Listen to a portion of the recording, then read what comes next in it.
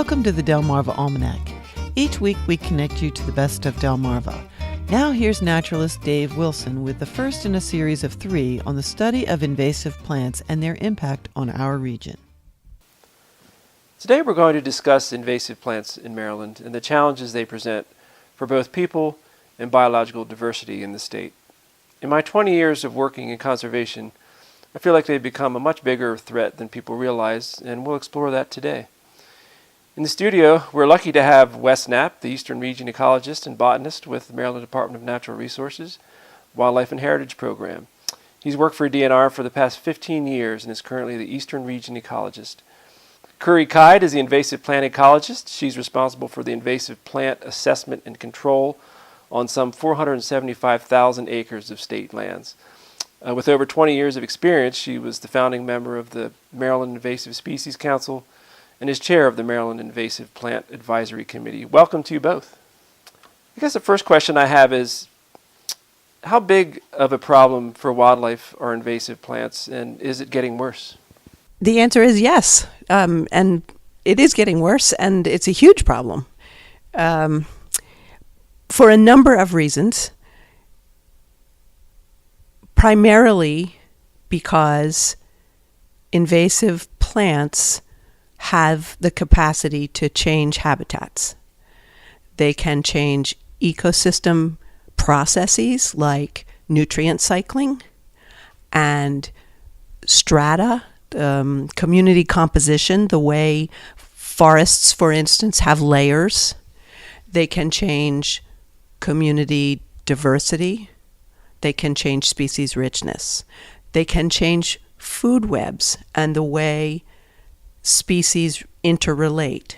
So for all those reasons, invasive plants are a problem for wildlife. Is there a particular region of the state where invasive plants are worse? For example, is the Delmarva Peninsula in better shape than, say, the Western Shore? Wow, I'd say not. I think invasive species are a problem across the state. Certainly, it is the case that less disturbed areas have fewer of them, since mostly we move them, either inadvertently or on purpose. So habitat that doesn't have many people generally has fewer invasive plants. So magic secret places on the Delmarva and magic secret places in Garrett County are going to have fewer invasive species. So what are some of the most insidious species that we have? What are the ones that DNR tries to deal with the most, or maybe doesn't deal with but are really wreaking havoc on the ecosystem? Well, it all depends on what type of wetland you want to talk about. So our open marsh systems have Phragmites, which is a really common grass that dominates. But the real up-and-comer is a forested wetland plant called Mardania keysack. And this is horrible because it's truly invading high-quality forested systems. So I recently found this in the beautiful bald cypress swamps of the Pocomoke. And it's acres and acres of the forest understory. It's really uncontrollable already. And it got here so recently that these are the types of weeds we're facing that are going to just change our systems. Wes, I want to talk to you a little bit about wetland plants. I know Japanese stiltgrass is an issue. Certainly Japanese honeysuckle is invading forests elsewhere, and certainly here in uplands. But just for wetlands in general, what are some of the invasive plants that wetlands are dealing with in the Delmarva? That is a beautiful question. And we are a major vector for invasive species. And I know Curry can talk more about the recent laws to control species that are coming into the state, that are being sold in the state. And that's a major vector. Wildlife move invasive species, and there's really nothing we can do about that with waterfowl, small seeds. Most of our wetland aquatics invasives are moved around like that. Deer are a major vector. Humans, deer, and waterfowl are the larger vectors I can think of. I think people might not have a good idea of how hard these species are to control. It's not just a matter of going out in your backyard and ripping something out. We're talking about hundreds, in some cases thousands of acres of these plants that have overtaken huge swaths of forest land. I know certainly here in the Eastern Shore and definitely in Western Maryland as well. That's true.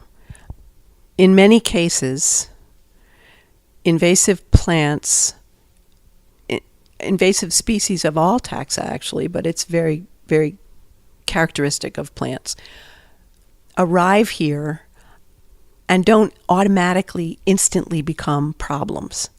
There's something in the scientific literature called the rule of tens, and it works roughly for plants. What it means is that for every 1,000 species that are introduced, that are brought here, 10% will actually establish. 10% of those will start reproducing and spreading. And 10% of those, so we're now down to 1, will become a real problem. So it's not very many species that become a problem. And I got to say, many of our food plants are exotic, but they're not invasive. Control of the few that do become problems is hugely expensive and time-consuming. Most of the plants that become invasive have what's called lag time. The time between their introduction and the period when they start spreading can be 50 to 100 years. Is there a historical date by which botanists judge plants to be native or non-native? The cutoff date that we use is sort of pre-Columbian. Although, the indigenous people who populated this part of North America brought their own plants with them. But the huge influx in plants and other invasive species began with European colonization. We've been talking to Curry Kide, the invasive plant ecologist with the Maryland Department of Natural Resources, and Wes Knapp, the Eastern Region ecologist and botanist. For more information on plants on Delmarva and related links, visit us at delmarvaalmanac.com/nature. Well, that's all for this edition of the Delmarva Almanac. Be sure to follow us on Facebook or Twitter, and next week join us to learn more about our local culture and get connected to our natural wonders. If you'd like to become an underwriter for this program, visit delmarvaalmanac.com/support. We'd like to thank our community partners, the Friends of Delmarva Public Radio, the Community Foundation of the Eastern Shore, and underwriters eatdrinkbuyart.com for their help in bringing this program to you, our audience. Our theme music was provided by Brightside Studio. This show has been a Moonshell production. Thanks for listening. Until we meet again, may the rhythms and tides of Delmarva bring you good fortune.